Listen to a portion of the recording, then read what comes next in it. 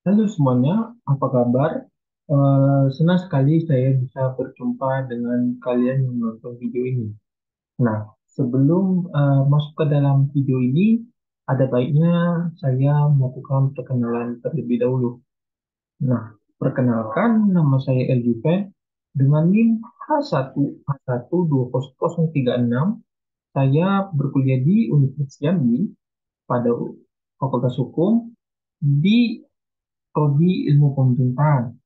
Nah, di sini dalam presentasi video ini kami akan membahas tentang upaya pencegahan korupsi dan desa melalui partisipasi masyarakat di Desa Sungai Duren. Nah, kenapa kami mengambil ini? Pengambilan video ini ditujukan untuk pengumpulan sekaligus penilaian dari mata kuliah korupsi dan pemerintahan. Nah, sebelum kita masuk dalam materi yang lebih lanjut, kita harus mengetahui dulu tiga hal sebelum kita masuk dalam materi. Yang pertama, kita harus mengetahui korupsi terlebih dahulu. Yang kedua, kita harus mengetahui bagaimana pencegahan dan pemberantasan korupsi, serta mengapa dalam video presentasi kali ini mengambil segmen pada korupsi dan desa. Nah, yang pertama-tama kita harus mengetahui bahwa apa itu korupsi. Nah, korupsi itu merupakan suatu bentuk ketidakjujuran atau tindak pidana yang dilakukan oleh seseorang ataupun suatu organisasi yang dipercayakan dalam suatu jabatan kekuasaan, di mana hal itu seseorang ataupun organisasi tersebut memperoleh keuntungan yang eh, tidak halal ataupun tidak baik dalam agama. Nah, ataupun bisa jadi penyalahgunaan kekuasaannya untuk keuntungannya diri sendiri. Nah, hal ini menjadi sebuah permasalahan besar meskipun korupsi ini sudah melalui beberapa dekade. Banyak sekali kasus-kasus korupsi yang jadi di dunia ini. Nah, korupsi ini tidak hanya terjadi di pribadi ataupun di organisasi, banyak juga di pemerintahan ataupun di swasta, bahkan pun sampai di internasional ada yang terjadi korupsi di sini. Nah, biasanya korupsi ini ada beberapa jenis, misalkan korupsi penyelewengan jabatan, lalu korupsi uang, ataupun korupsi waktu. Biasanya itu korupsi waktu pasti kita lakukan sehari-hari tanpa sadar ataupun tidak sadar. Nah, biasanya orang yang melakukan korupsi ini terkadang bisa dari hal psikologis, ataupun hal sosial, ataupun hal-hal di luar dari kehendaknya yang menjadikan dia menginginkan korupsi itu terjadi. Lalu kita masuk ke dalam bagian dua. Bagaimana pencegahan dan pemberantasan korupsi? Nah, biasanya untuk pencegahan korupsi itu harus kita mulai dalam diri kita sendiri. Apakah kita ingin melakukan sesuatu hal itu yang tidak benar dalam agama, baik itu dalam agama Islam, Kristen, ataupun agama Buddha, Hindu, ataupun agama-agama lain seperti agama kepercayaan, pasti tidak mungkin kita akan melakukan kekorupsian. Karena kekorupsian itu adalah suatu tindakan kejahatan. Itu merupakan suatu tindakan kejahatan yang tidak bisa kita kendalikan kalau kita harus kendalikan. Nah, biasanya kalau di dalam korupsi ini juga pencegahannya bisa juga melewati dari akuntabilitas, berarti dari tanggung jawab orang itu sendiri. Habis itu transparansi. Nah, itu berarti kita harus transparan dengan apa yang telah kita lakukan. Lalu dengan partisipasi. Nah, partisipasi sendiri itu kita melihat dari bagaimana masyarakat untuk tidak melakukan korupsi ini. Nah, biasanya kalau pencegahan pun tidak bisa dapat dilakukan, maka pemberantasan korupsi pun akan berlaku. Nah, di Indonesia sendiri, pemberantasan korupsi itu ada pada dalam di kejaksaan ataupun di dalam KPK atau secara panjangnya Komisi Pemberantasan Korupsi. Akan tetapi, hal tersebut menjadikan sebuah hal yang tidak mungkin untuk mengurangi korupsi itu sendiri. Mengingat Meskipun sudah ada pemberantasan korupsi, korupsi itu masih terus terjadi sampai saat ini. Kita bisa lihat di berita terbaru bahwa di tingkat kementerian saja, khususnya pada Kementerian Komunikasi, Bapak Johnny G. Plate itu saja bisa jadi korupsi. Dan itu dia korupsi pengadaan barang loh. Yang barangnya yaitu cukup untuk mempengaruhi kebutuhan masyarakat Indonesia, di mana kebutuhan itu adalah menara BTS. Nah, menara BTS ini pasti perlu untuk masyarakat Indonesia menjangkau jaringan sinyal seluruh Indonesia. Maka dari itu, korupsi ini kita harus sama-sama kita lakukan pemberantasan dan setidaknya bisa meminimalisir terlebih dahulu supaya korupsi ini tidak terjadi di Indonesia dan dapat menguntungkan negara Indonesia dengan berkurangnya korupsi. Lalu yang terakhir adalah mengapa dalam video segmen ini kami mengambil dalam korupsi dan Indonesia. Nah, selain dari tujuan tadi adalah untuk mengumpulkan dan menilai dalam mata kuliah korupsi dan pemerintahan ini, di sini kita ingin melihat bahwa di desa yang merupakan segmen paling terkecil di dalam pemerintahan yang ada di Indonesia itu, kita harus juga berhati-hati bahwa di desa itu juga bisa melakukan korupsi, apalagi di dana desa. Kita bisa lihat dana desa sekarang bisa sampai mencapai 1 miliar. Nah, di situ pasti ada salah satu ataupun dua kasus yang dapat menjadikan korupsi. Sehingga dengan adanya pencegahan korupsi dana desa ini setidaknya dapat mengurangi korupsi yang ada di desa. Nah, pada kali ini, presentasi ini sebenarnya kami melakukan penelitian ini dengan kelompok. Maka dari itu, meskipun dari kelompok, ini presentasi adalah presentasi sendiri. Nah, eh, pencegahan korupsi dana desa yang kami ambil itu melalui dari partisipasi. Nah, berarti kita akan melihat bagaimana partisipasi masyarakat desa dalam mencegah korupsi yang ada di pemerintahan desa. Nah, penelitian ini kami ambil di Desa Sungai Duren. Baiklah, kita akan masuk ke dalam materi inti. Yang karena kita perlu mengetahui awalan dari permasalahan di sini.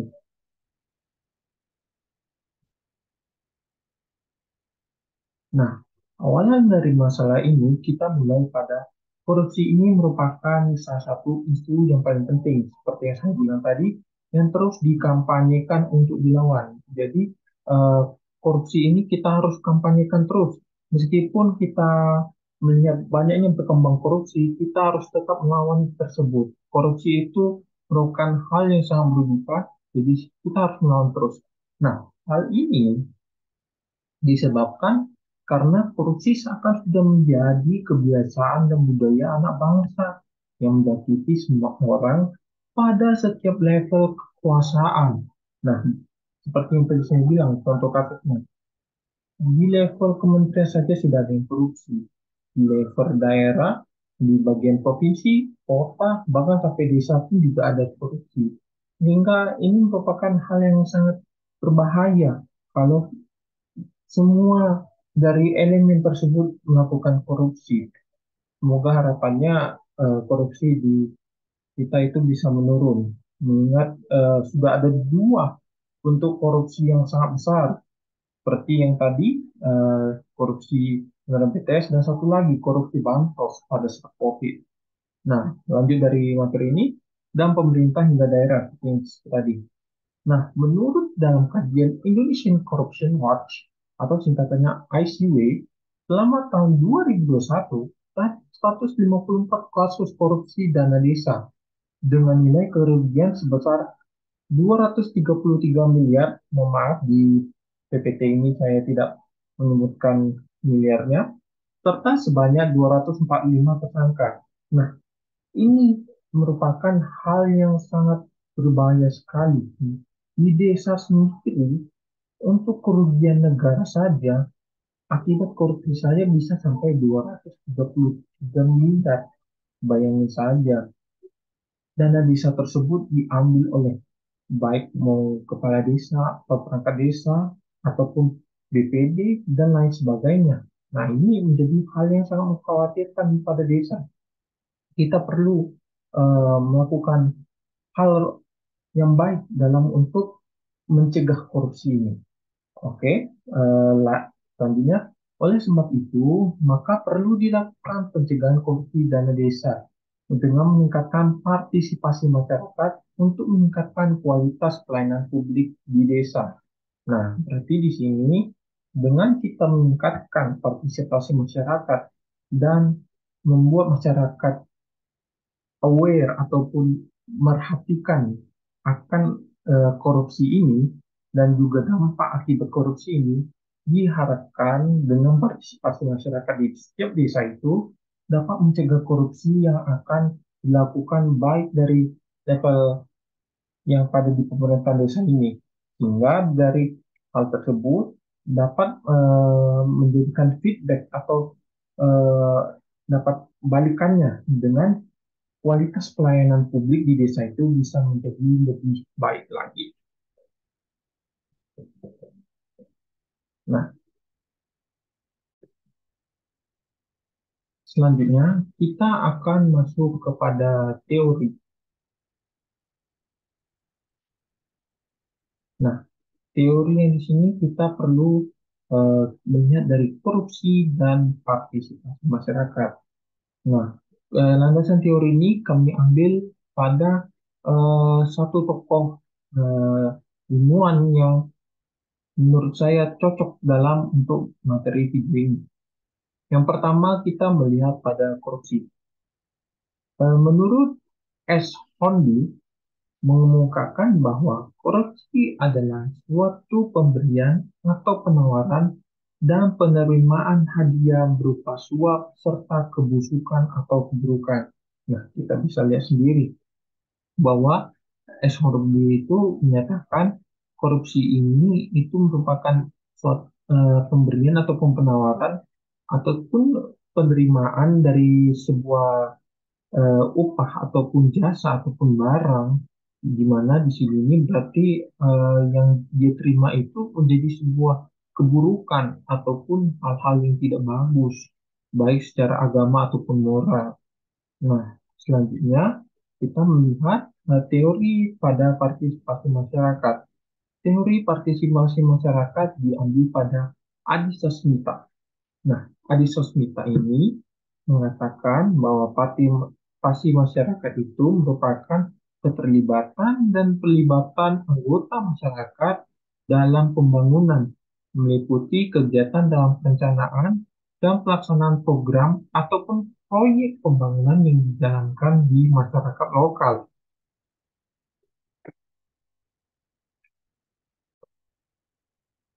Nah, berarti eh, menurut Adisasi 5 ini, partisipasi masyarakat itu bersifat untuk membangun bahwa masyarakat itu ingin membangun sebuah eh, desa ataupun masyarakat lingkungannya dengan adanya kegiatan atau perencanaan dari setiap program-program atau proyek-proyek pembangunan yang dapat dilaksanakan demi pembangunan dari lingkungan atau desa tersebut.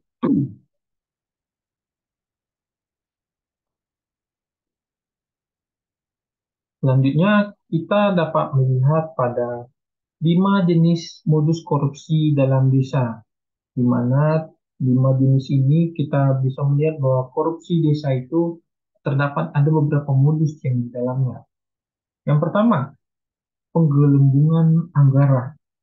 Nah, penggelembungan anggaran ini merupakan salah satu paling efektif dalam modus korupsi dalam desa ini, di mana penggelembungan anggaran ini biasanya terjadi dalam barang ataupun jasa ataupun uang sekaligus. Jadi dia mengambil dari dana desa, dia gemblungkan anggaran untuk dana desa tersebut, di mana beberapa dari penggelembungan itu ditujukan kepada orang yang akan melakukan korupsi tersebut. Lalu yang kedua adalah proyek fiktif atau proyek palsu, di mana pembuatan proyek ini sebenarnya tidak ada dari hal pembangunan, perencanaan itu tidak ada sama sekali. Nah, kenyataannya pun demi mencairkan dana desa. Jadi dia membuat suatu proyek, misalkan dalam hal ini eh, proyek imunisasi. Nah, dia bikin proyek imunisasi tersebut di mana itu masuk ke dalam dana desa, tapi proyek tersebut sebenarnya dalam kenyataan tidak ada. Nah, di mana uangnya masuk? Yaitu untuk kepada orang yang akan melakukan korupsi. Lalu ada laporan fiktif. Nah, laporan fiktif ini biasanya laporan dari rancangan anggaran bangunan itu tidak dijelaskan secara sebenarnya. Nah, biasanya ini laporan fiktif ini dia melaporkan seluruh rancangan anggaran bangunannya, namun sebenarnya itu dia tidak ada gitu, tapi dia bikin ada. Nah, biasanya hal ini berdampak pada bangunan tersebut, menjadi kualitas bangunan tersebut berkurang di desa tersebut. Lalu selanjutnya ada penggelapan, di mana penggelapan ini merupakan pemanfaatan barang-barang yang tidak sesuai dengan undang-undang. Nah, biasanya penggelapan ini dilakukan untuk ketika sosialnya terganggu. Dalam hal ini, dia merasa iri dengan tetangganya ataupun dia merasa ingin mencapai sesuatu dengan memamerkan suatu barang ataupun yang mewah-mewah. Nah, jadi dia melakukan penggelapan dari barang-barang yang ada di desa. Padahal hal tersebut merupakan inventaris desa, sehingga hal itu sangat berpengaruh dalam undang-undang. Dikarenakan barang desa itu tidak boleh dipakai pada barang pribadi. Lalu ada penyalahgunaan anggaran, di mana penyalahgunaan anggaran ini adalah penggunaan dana itu tidak digunakan secara semestinya. Jadi, misalkan hal ini kita melakukan ada dana desa, nah anggarannya itu sudah ada, namun hal tersebut disalahgunakan. Misalkan ada dana untuk operasional A. Nah, dananya ini sudah keluar, namun dananya ini dipakai untuk keuntungannya pribadi sendiri, misalkan untuk membeli barang ataupun membeli jasa-jasa orang ataupun hal-hal yang lain. Jadi dia menyalahkan anggaran ini demi keuntungannya dia sendiri. Nah, lalu kita masuk ke dalam tahapan pengelolaan dana desa yang rawan korupsi. Nah, biasanya pengelolaan dana desa ini selalu rawan dengan adanya korupsi. Mengingat dana desa ini terlalu besar, tidak mungkin tidak luput dari adanya korupsi. Ada dua dari tahapan yang sangat rawan sekali dalam korupsi. Yang pertama adalah tahapan perencanaan, di mana RAPBD sini tidak sesuai dengan skema rancangan pembangunan jangka menengah desa. Nah, biasanya rancangan pembangunan menengah desa ini sudah ditetapkan bersama-sama dari perangkat desa dan masyarakat demi membangun desa mereka lebih baik. Namun, di dalam perencanaan RAPBD yang dilakukan tiap tahun itu tidak sesuai dengan rancangan yang telah pembangunan menengah ini dilakukan. Sehingga biasanya masyarakat akan jadi bingung kenapa untuk anggaran di desa pada tahun ini bisa berbeda dengan rencana dari pembangunan jangka menengah desa ini. Nah, lalu selanjutnya ada tahapan implementasi, di mana tahapan implementasi itu sendiri ini adalah melakukan kolusi dengan pihak ketiga atau rekanan. Nah, biasanya kolusi ini kan dia eh, artinya dia ada backingannya ataupun calling atau panggilan dari orang lain yang dia punya kenalannya, seperti dari rekannya atau saudaranya atau hal-hal yang lain, untuk biasanya untuk melakukan penaikan harga barang ataupun penaikan harga jasa. Nah, pada laporan itu lalu dia menurunkan kualitasnya dalam praktik di lapangan. Biasanya kalau dalam pembangunan dia menurunkan semen dari yang 10 sak jadi 9 sak dan lain sebagainya. Nah, itu merupakan hal yang sangat bahaya sekali untuk dalam pengelolaan dana desa, mengingat korupsi ini sangat bisa berbahaya untuk dana desa ini. Lalu dari semua hal yang telah disebutkan tadi, pastinya adalah kerugian dari korupsi yang ada di dana desa ini. Nah, ada 4 kerugian akibat korupsi di dana desa ini. Yang pertama, melanggengkan kemiskinan di desa. Bisa dilihat bahwa korupsi di desa ini bisa menyebabkan menurunnya mata pencarian desa. Mengingat eh, dana desa ini biasanya digunakan untuk perkembangan desa dan untuk masyarakatnya sendiri. Jadi ketika ada orang yang melakukan korupsi, maka kemiskinan di desa itu akan menjadi nampak lagi ataupun bahkan naik.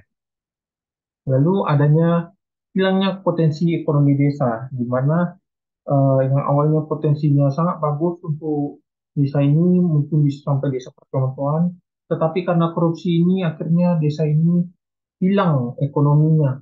Jadi dia sangat rawan sekali potensi ekonominya. Jadi orang-orang tidak mau untuk melakukan dana desanya itu untuk dilakukan kepada desa ini. Lalu ada hancurnya modal swadaya masyarakat. Nah, modal dari masyarakat itu jadi hancur akibat karena korupsi ini. Lalu yang terakhir adalah terhambatnya demokratisasi partisipasi desa. Nah, korupsi ini ya tidak sembanding lurus dengan demokrasi. Karena demokrasi itu kan dari rakyat, untuk rakyat, oleh rakyat. Nah, dengan ada korupsi ini, partisipasi dari masyarakat desa itu jadi hambat dengan demokrasi yang untuk dilakukan di desa ini. Lalu selanjutnya kita masuk ke dalam inti dari eh, presentasi video ini, di mana hasil penelitian yang telah kami lakukan dalam pencegahan korupsi di Desa Sungai Duren. Nah, setelah kami wawancara dari beberapa pengurus di desa dan juga aparat-aparat di desa, kami dapat menyimpulkan dengan hasil penelitian ini adalah dalam mengelola APBDes-nya, pemerintah setempat ikut meminta partisipasi masyarakat di setiap tahunnya. Berarti di Desa Sungai Duren ini, dalam untuk merancang RAPBDes-nya itu, eh, aparat desa meminta seluruh masyarakat untuk gabung untuk dapat mengikuti eh, RAPBDes ini. Mengingat RAPBDes itu sangat dibutuhkan dari masyarakat. Apa yang dibutuhkan dari masyarakat itu sendiri. Lalu yang kedua adalah bentuk partisipasi masyarakat di Sungai Duren ini dapat dilihat melalui beberapa aspek. Yang pertama terkait daerah banjir di sekitar desa. Mengingat desa Sungai Duren ini sangat dekat dengan sungai, maka potensi risiko banjir itu sangat besar. Nah, dari hal ini, maka pemerintah desa setempat itu meminta partisipasi masyarakat dengan mengidentifikasi masyarakat tersebut melalui musyawarah. Jadi masalah banjir yang ada di sini dan titik-titik rawan yang banjir itu eh, dikumpulkan satu musyawarah dari masyarakat tersebut sehingga menghasilkan solusi agar tidak terjadinya daerah kena banjir lagi di desa Sungai Duren ini. Lalu yang kedua adalah melakukan monitoring dan evaluasi terhadap seluruh kegiatan yang telah dilaksanakan dan diupayakan oleh masyarakat itu sendiri. Kemudian proses administrasi diatasi oleh bendahara. Nah, segala bentuk pencatatan setiap transaksi disertakan bukti akan dicetak untuk ditempel di kantor kepala desa Sungai Duren. Nah, hal ini merupakan hal yang sangat bagus mengingat administrasi ditaruh di pembandaran yang sebenarnya hal ini juga seharusnya diintegrasikan kepada sekretaris desa dengan administrasi walaupun hal tersebut itu merupakan hal yang sangat bagus. Lalu bentuk transaksi itu disebarluaskan di kantor desa. Nah, ini kita bisa melihat bahwa Meskipun dia masyarakat berpartisipasi di sini, adanya transparansi juga di dalam desa pengangguran ini. Nah, masyarakat juga berpartisipasi dengan dilakukannya monitoring dan evaluasi dari setiap kegiatan yang telah dilakukan masyarakat dan aparat desa di Desa Sungai Duren.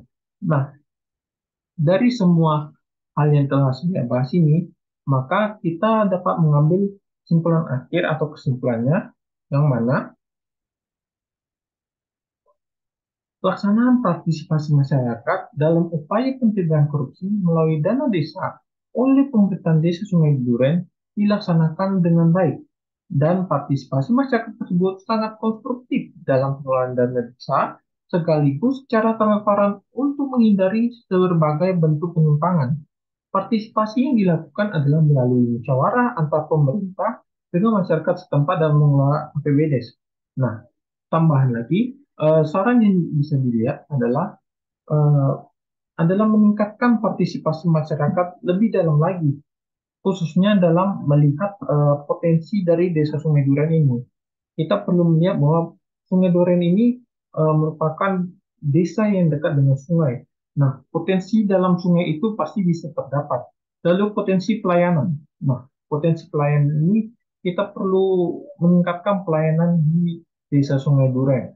Mengingat penelitian kami di Desa Sungai Duren ini, kantornya itu sudah harusnya sebaiknya dimodernisasikan sehingga masyarakat dapat melakukan proses pelayanan di Desa Sungai Duren itu lebih baik.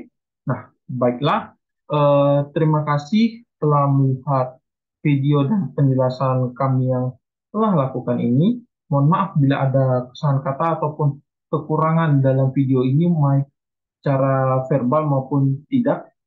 Terima kasih. Jangan lupa like, comment, dan subscribe-nya.